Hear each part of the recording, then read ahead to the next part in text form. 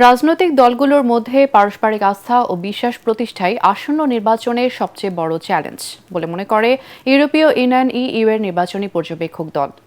রাজধানীর গুলশানে এক হোটেলে ইইউ এর পর্যবেক্ষক মিশনের প্রথম সংবাদ সম্মেলনে একথা বলেন দলের প্রধান পর্যবেক্ষক আইভার্স ইজ্যাপস।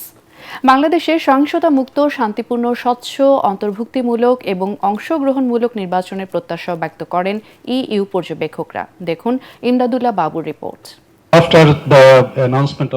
ত্রয়োদশ জাতীয় সংসদ নির্বাচন পর্যবেক্ষণ করতে 2 মাসের মিশনে বাংলাদেশে এসেছে ইউরোপীয় ইউনিয়নের পর্যবেক্ষক দল।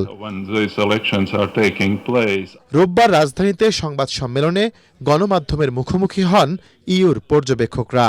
এ সময় দলটির প্রধান আইভার্স ইজ্যাপস বলেন, নির্বাচনে সব দলের অংশগ্রহণ নিয়ে একটি ঐতিহাসিক দ্বন্দ্ব বাংলাদেশে বিদ্যমান। Inclusive means, from our perspective, first of all, inclusion of all social groups of Bangladeshi citizens.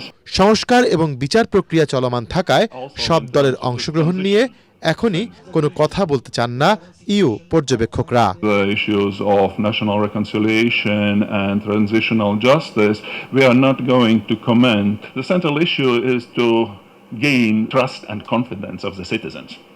তবে নির্বাচনে ভোটার উপস্থিতি কম হলে অংশগ্রহণমূলক ধারণাটি বিবেচনার জন্য গুরুত্বপূর্ণ হয়ে উঠবে বলে মনে করেন পর্যবেক্ষক দলের প্রধান। Of course, we are going to pay attention to it as long as it makes an impact on the election, on the turnout, on things like that. বাংলাদেশে গ্রহণযোগ্য নির্বাচনের পরিবেশ আছে সেই বিশ্বাসেই ইইউ পর্যবেক্ষকরা ঢাকায় এসেছেন জানিয়ে আইন শৃঙ্খলা বাহিনীর কার্যক্রম ও মত প্রকাশের স্বাধীনতায় ভারসাম্য আনার তাগিদও দেন তিনি।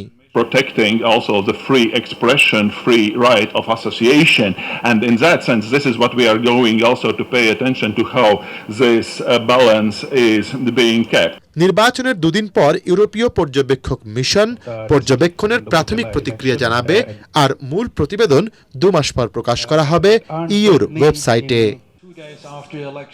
ইমদাদুল্লাহ বাবু, ATN বাংলা, ঢাকা।